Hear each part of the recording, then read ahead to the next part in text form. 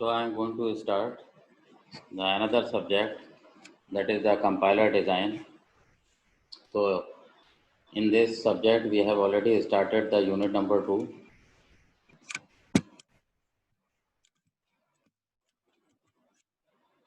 Now we have already studied about what is the role of the lexical analyzer. So in this case, or in this unit, we will emphasize over that how we will design the lexical analyzer. So first we must be aware that what is the lexical analyzer and how it will work. Okay, so that if we will be aware by the working of the lexical analyzer, then ultimately we will design that. So how we can implement the lexical analyzer, because we are going to write the compiler here, as the subject title suggests, compiler design.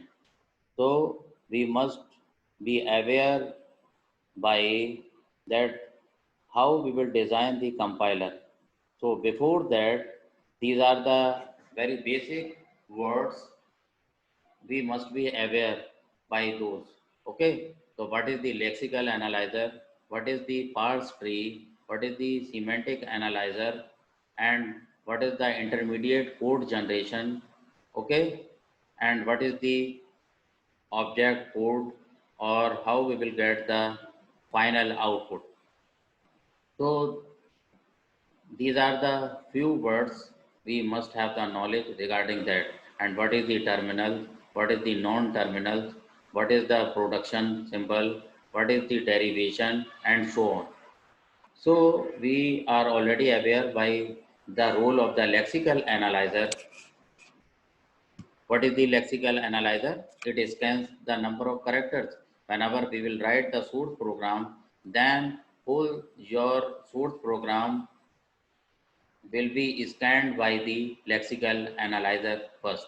Okay, and what the lexical analyzer will do, or we can say what is the role of the lexical analyzer? It scans your program and divides the whole program into number of characters. Okay, and those characters are called the tokens. So we are already aware by the uh, types of token. Okay, so the whole program will be divided into the number of tokens by the lexical analyzer.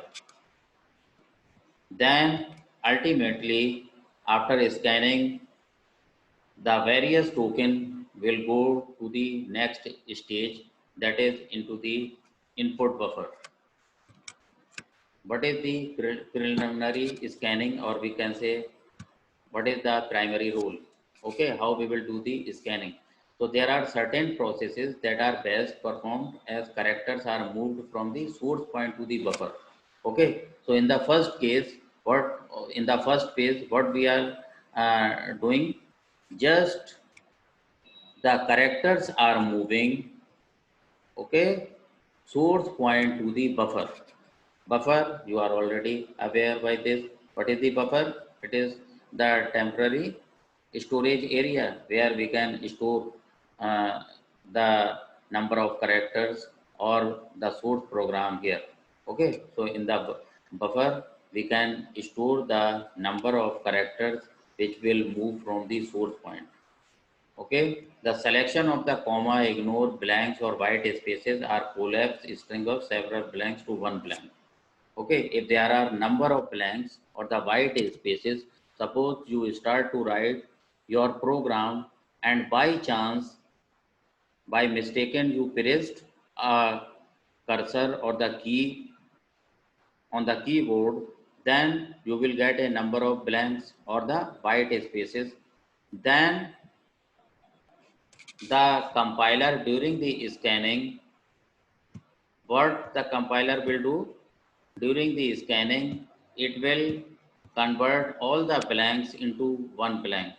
Okay, so it will combine. If the gap is between the first character to the another character. If this gap is between the words, or we can say between the first character to another, so it will combine all the blanks into the one blank. Okay, so this is the procedure. So we will do in this fashion. So these type of processing is known as preliminary scanning or the primary scanning. Okay, and is used to avoid the movement of look ahead pointer back and forth. So here we will use the pointer which will move, okay, back and forth over the comments string of blanks. Whenever we will write, so there is the involvement of the several comments, okay, several strings of the blanks. So we will write the program, then there is a involvement of the several blanks or several lines which we left. So just come to this is called the basic compiler phases. Now this is the source program. Here we write several strings, okay, and this is called the front end. So this is called the front end, okay. Source program string, this is called the front end. Just we are moving towards the lexical analysis, okay. We will move our source program as we will compile our program, then our source program will go to the lexical analysis phase, okay.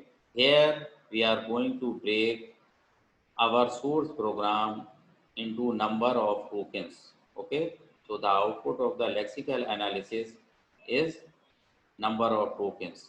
So these number of tokens will go for the syntax analysis, okay. And during this analysis we will get the abstract syntax tree as output, that is called the parse tree, okay. So during the syntax analysis we will get the parse tree, okay. You can now see is there are involvement of the several phases of the compiler, okay.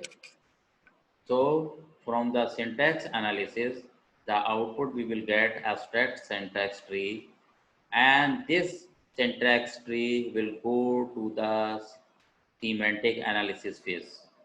So this is called the another phase. First is lexical analysis, syntax analysis, semantic analysis. Okay. Then here there is a starting of the back end. So this is called the front end phase and this is called the back end phase.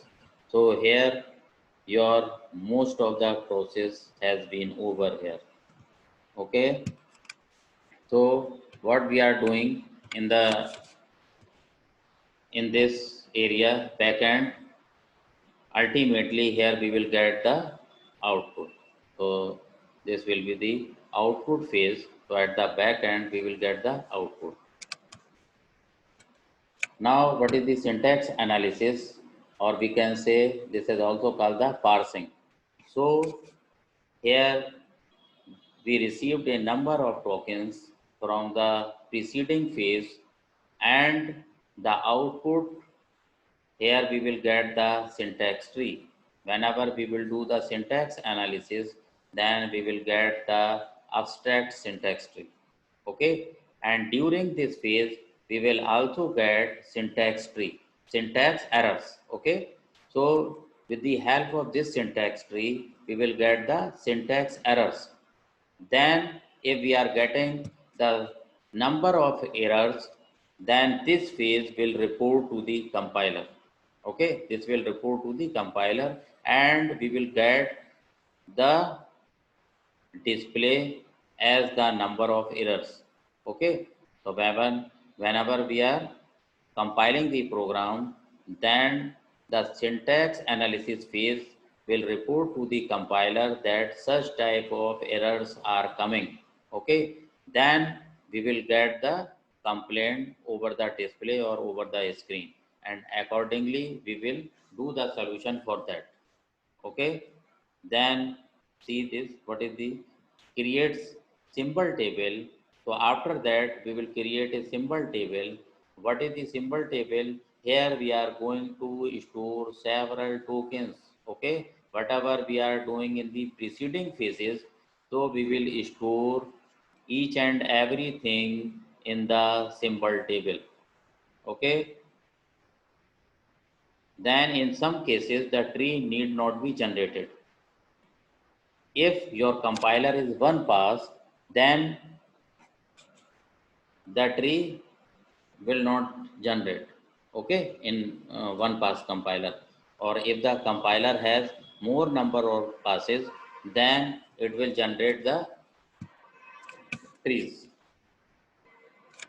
So how we will handle the syntax errors here? Report and locate the error. So for that, how we will handle the syntax error? We will get the message from the syntactical phase to the display, and we will handle those errors. Okay, diagnose the error. First we will check what type of error is coming, and then we will handle those errors, means we will debug those errors. Okay, correct the error means debug the error, then recover from the error in order to discover more error. Again we will compile. Okay, one by one we will remove the errors from the program, and then again we will check, again we will compile the program whether it is error free or not. Okay, so without reporting too many strange errors. So along with the such type of errors, we will again get a number of strange errors, and strange errors we will handle ourselves. Okay, so programmer will handle all those errors along with the syntactical errors and other errors. Okay, now just we are considering one of the example for the error. Suppose we have written an expression in this form, and just we forgot to put here a bracket. Okay, so this is the typing mistake, and due to the lack of the concentration, just we wrote this. Okay, a colon equal, just we are going to assign the value to a as a star b plus c star d, and we forgot this. So this is one of the example of the syntactical error. Okay, just we forgot to put the bracket here, curly bracket here. So this is called the syntax error. Now error diagnose, how we will do that? We will get the line number. Okay, so in the compiler also give the line number, may be far from the actual error. It is all right that we will not get the exact line number in this case. So this is also one of the drawback of the compiler, that in this case we will not get the exact line number. Sometimes we will get the proper line number, but every time we will not get the exact line number here. So we will first diagnose the exact line number, we will find or search the exact line number, and after that we will debug our program. Another, the current token, the expected token parser configuration.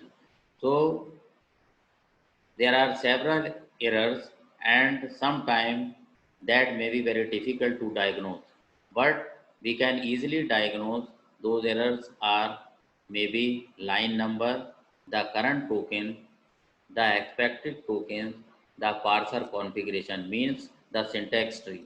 Okay, so we will debug many errors, or sometimes we cannot debug those errors.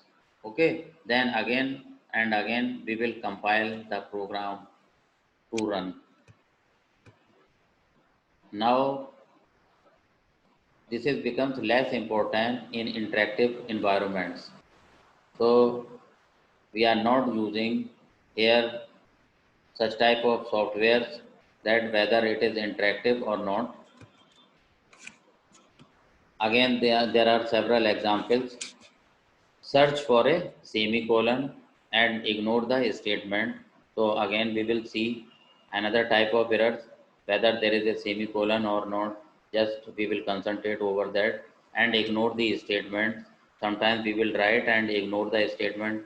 Try to replace tokens for common errors. Okay, so this is the duty of the programmer to concentrate whenever he is writing the program. Okay, over the source program, यानी कि inside the source program we will check each token, okay, whether we are following the particular grammar or not. Okay, refrain from the reporting three subsequent errors. So this is the way, okay, how we can handle the errors, and many types of error we will get. Globally optimal solutions. What type of optimal solution? For every input w, find a valid program w with a minimal distance from w. Okay, so this is the global optimal solution. So just they are considering that you consider a particular input, and for that particular input find a valid program. So after running the program, we will provide a particular input and we will check the corresponding output for that.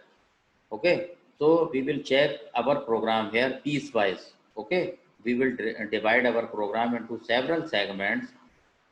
For the easy perusal, we will divide our program into several segments so that it is easy to debug the program. Otherwise, it is very difficult to get the errors in the program, or to search the error in the program, and also to debug those errors. So we will divide our program into several sections, okay, so that we will check each section after providing a special input to a particular part. Okay, so we will check in this fashion our program. Now there is another term that is called the context-free grammars. So what is the context-free grammars? Each and every compiler have its own grammar. Okay, so whenever we are using or that particular compiler, suppose if we are going to run the C program, then we have to use the particular compiler for that, and we will see during writing our program whether we are following the particular syntax or the grammar to write those program or not. Okay, so whenever we will write our program in the C, then first we must be aware by the grammar or the language of that particular compiler. So we must follow all the syntax, all the rules and regulations, all the protocols. Then we will start to write the program for that. So what is the context-free grammar? If we are following the particular grammar for the compiler, then we will not get any type of error. And if we will not use the rules and regulation for that particular compiler, then we will get the errors. So for the context-free grammar, what we are going to do, capture program structure.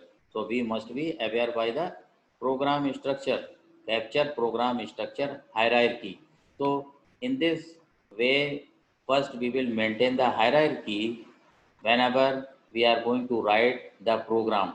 Okay, employ formal theory results, and we will use the formal theory results, means whatever we are going to develop the compiler, then for that compiler we will use some grammar. So the grammar must be based on formal theory. Okay, so we will check first the formal theory result, and after that we will start to design the particular compiler. Automatically create efficient parser. So here the need arise, we will automatically create efficient parser. What are the functions of the different parsers? Parser create the unambiguous trees. Okay, so whenever we have the source program, we divide into lexes, and with the help of the those tokens or the lexes, we will draw the parse tree. So for a particular expression, we will draw the parse tree, and if we are getting the single parse tree or the syntax tree, then our program is okay, right?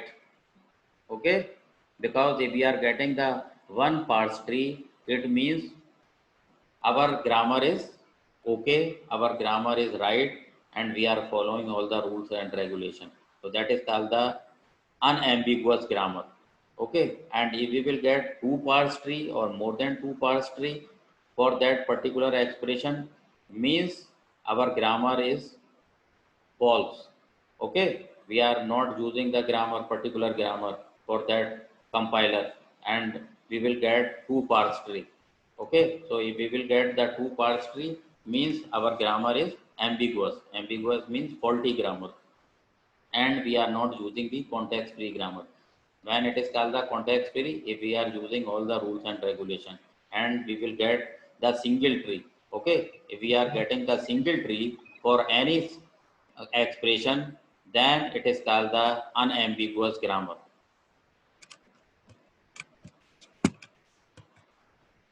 So again, this is the review. For the review of the context-free grammar, what we are going to do, first we will emphasize over the what is the grammar.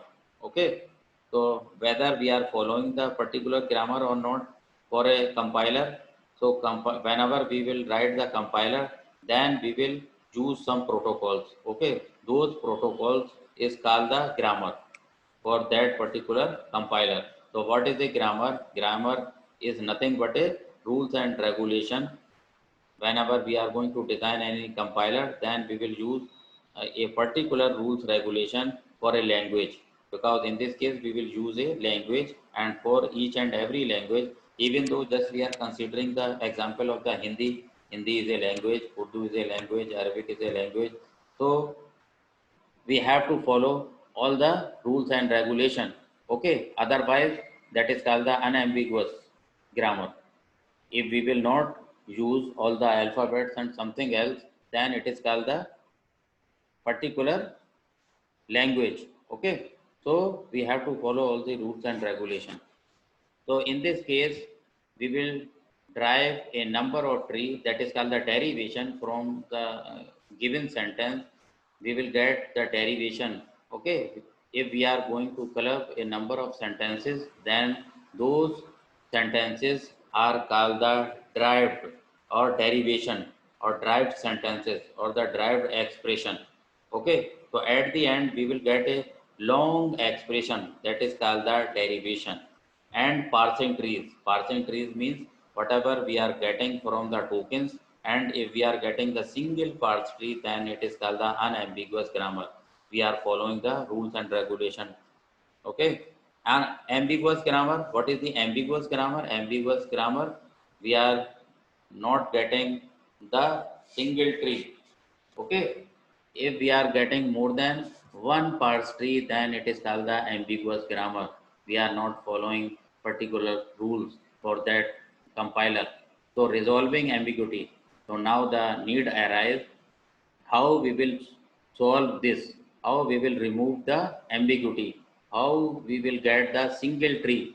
If we will do any solution for a question, and from each and every direction, if we will get a single solution for that particular problem, then it is called the solution for the ambiguity. Okay, if we will get only one answer for a particular question, then it is called the unambiguous grammar. Okay, and if we will got the several answers for a particular question, then means there is some problem, there is a faulty grammar. Now what is the context free grammars? It will also depend on the non-terminal. Okay, context free grammars, again this is a combination of different non-terminals, terminals, tokens, and context free rules. So there are particular rules we have to follow. So if we will follow the rules, if we will move in the fashion, we are getting the tokens and non-terminals and non-terminal, then that grammar is called the context free grammar. So derivation, again, if we are getting the sentence after getting or combining several tokens, then that is called the valid program. Okay, so sentence is in the grammar. Okay, Then what is the sentence in the grammar? That is called the valid program. Okay, that is called the valid program.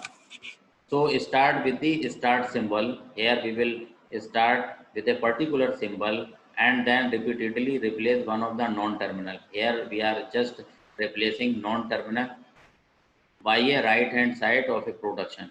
So again we have the several string on the left hand side and right hand side, and ultimately we will try to reduce that. Okay, or we want to form that. In the preceding classes you have already seen that, you have already studied that on both sides of the expression we have combination of several tokens and terminals and non-terminals. Okay, so that is called the leftmost derivation and rightmost derivation. So on each side we will get two types of derivation, that is rightmost and leftmost. Okay, in the form of the terminal and non-terminal. Ultimately we will get at the end a complete sentence. Okay, then that is called the derivation. So at the end, with the help of the combination of different terminal and non-terminal, we will derive a complete sentence. Okay, complete expression. And from where we are getting these expressions? From the source program. Okay, so this is the duty or function of the compiler. So here we will trace of a derivation, trace how we will trace that, how we are getting this particular derivation. So every internal node is labeled by a non-terminal. Okay, each symbol is connected to the driving non-terminal. So ultimately it is a smaller part, terminal and non-terminal. These are the smaller parts. Okay, of the expression. So this is the parse tree.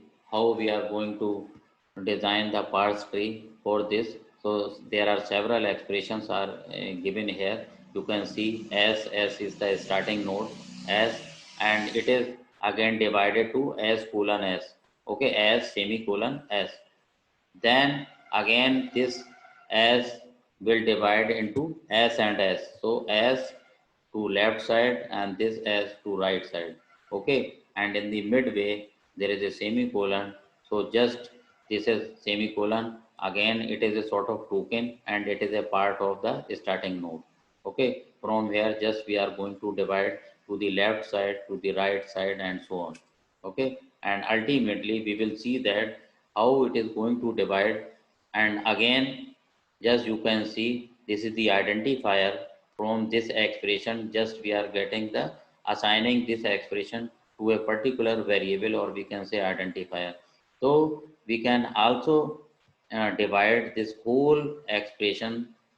This is going to assign to this, then again this is S, and uh, just we are going to divide into ID and this symbol and then E.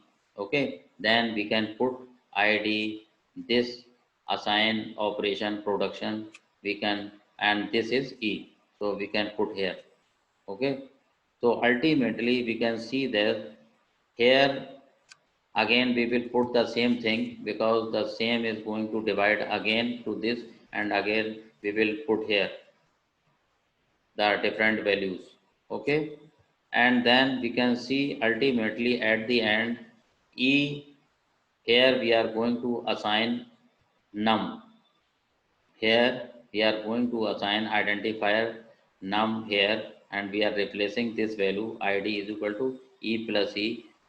So again we can see that at the end just we are going to assign the num to this expression E, and ultimately we will divide here E plus E, E plus E this, so E plus E this, and again at the end num and num.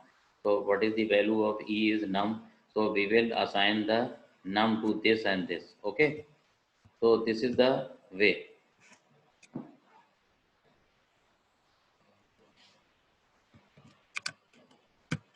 Now just we are considering a grammar for the arithmetic expression.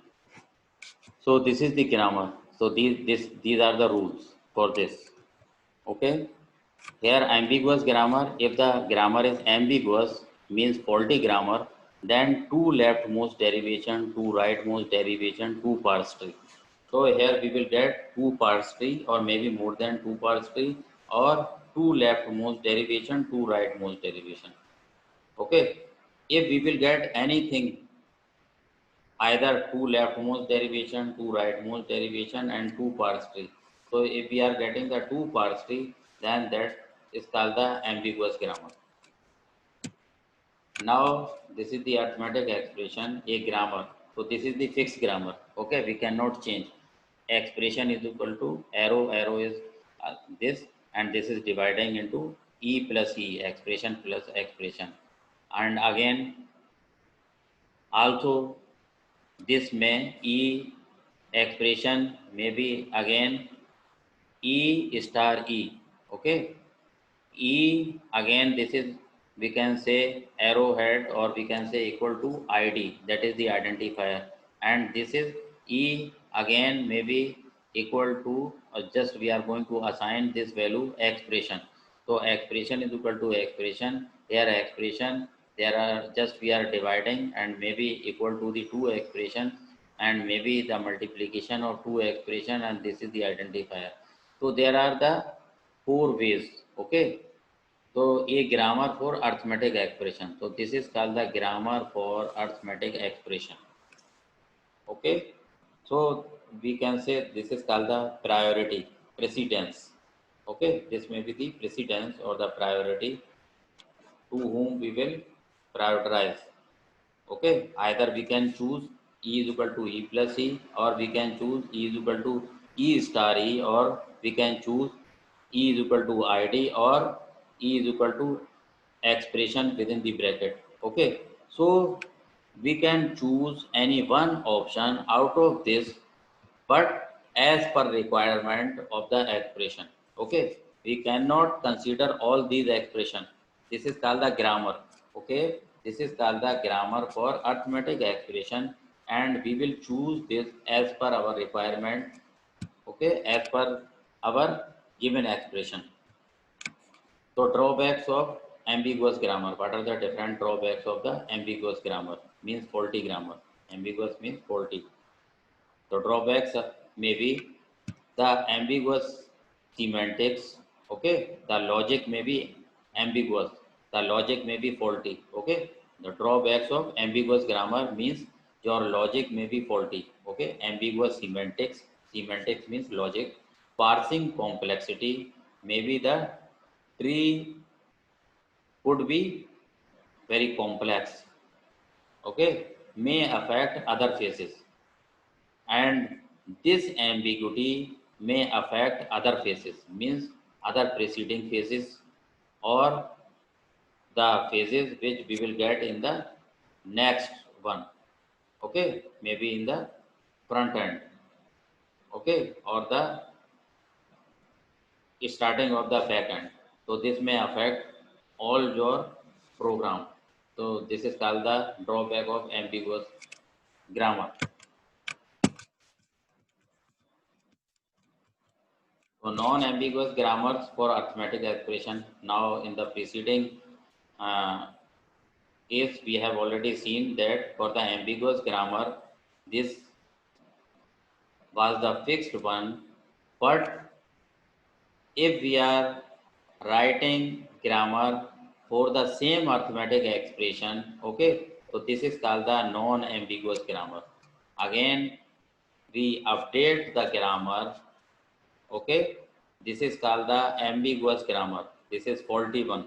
Okay, we cannot use, because if we will use this grammar of the compiler, then we will get two parse tree. In this case, we will get one parse tree.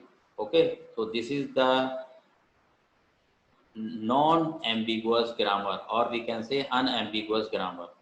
Okay, so these are the steps which we will follow for the arithmetic expression. Okay, E is equal to E plus T, E is equal to T, this is the arrow one, just I am calling this equal. So T may be equal to T star F, T F, again F may be identifier, F may be complete expression. Okay, so this is the unambiguous grammar. If we will follow this grammar, then this is called the unambiguous grammar, and with the help of this grammar we will get only single syntax tree. Okay, again you can see E is equal to E star T, E T like this, again T, F plus T, T, F, F, I, D, and F, E, complete expression. So we will handle in both the cases, we will get the unambiguous grammar. Okay, this is called the unambiguous grammar, and in both the cases, we will get only a syntax parse tree. Okay, so if we will use this grammar or this grammar, we will get single parse tree. So this is called the unambiguous grammar for the arithmetic expression. So this is fixed one. We cannot change the grammar. This is the grammar for the compiler, and we have to follow this. Okay, this is not the choice for you. This is the ambiguous grammar, and both these are the unambiguous grammar. So what is the simple approach to design a lexical analyzer? So if we will follow this grammar, okay, if we will follow this grammar, so we will get single syntax tree. Okay, means unambiguous grammar. This is called. Now there is a need arise to design a lexical analyzer. Okay, why we are going to design a lexical analyzer? Because we are going to design a compiler. So whenever we will design a compiler, so first we will design a lexical analyzer. So the logical structure of lexical analyzer can be explained with the help of the transition diagram. So whenever we are going to design the lexical analyzer, then we will use the transition diagram. So transition diagram will be used for the design of lexical analyzer. So in this case, there are several states, and those states will be indicated by the circles. Okay, and each circle has the connectivity by the arrows. So those arrows are called the edges. Okay, so what is the transition diagram? Transition diagram, it is a combination of several states, and each state has the connectivity with the preceding state. And what is called the arrows? Arrow provide the connectivity between the two circles, and that is called the edges. Okay, these are called the edges. So labels on the various edges learning state indicate the input character. Now we can see what is the transition diagram. Transition diagram is used to design the lexical analyzer, and transition diagram will use several states, and those states are connected by arrows, and those arrows are called the edges. Okay, so what is the transition diagram? Is a state transition diagram is a directed graph. Okay, this is called the directed graph. So in the start state, there is an arrow with no source. So at the starting state, there is an arrow with no source. So there is no any source. Accepting states or final states are indicated by the double circle. So here accepting state or the final states will be indicated by the double circle. So we will use the double circle, and if there is a double circle, then we can say that that is the final state or the accepting state. Now you can see the transition diagram for the identifier. Suppose we have the identifier, then that is called the transition diagram. And how we will draw the transition diagram for the identifier? What is the identifier? We will start from here. Okay, this is